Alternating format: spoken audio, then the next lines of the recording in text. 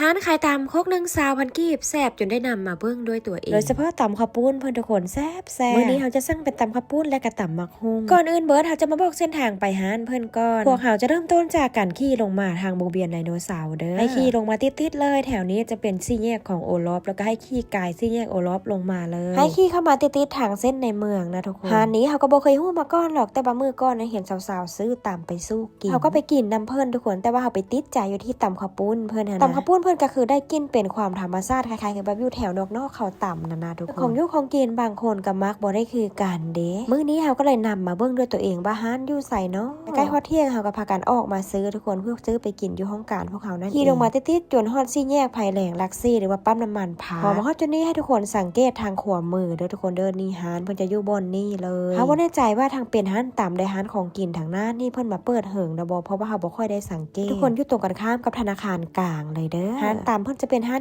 น้อยๆคอยจ่ายอยู่แบบนี้ซื้อห้านตำแม่คำบาภายในห้านเพิ่นน่าจะขายหลายตำอยู่แต่ว่าสิ่งที่เราฮู้ก็คือตำข้าวปุ้นกับตำมะฮุ่งมันจะมีพวกไข่ลงไข่ลูกไข่ปิ้งไข่เปิ้งในทางหน้าห้านตำเพิ่นจะขายของกินสุกแบบนี้ก็เข้ากันโดยทุกคนเนาะปิ้งปลากับตำมะฮุ่งเนี่ยโอ้โหเป็นอีหยังที่เข้ากันที่แถมห้านทางหน้าเพิ่นยังมีขายพวกแกงหน่อไม้นำไปทุกคนมาซื้อนะ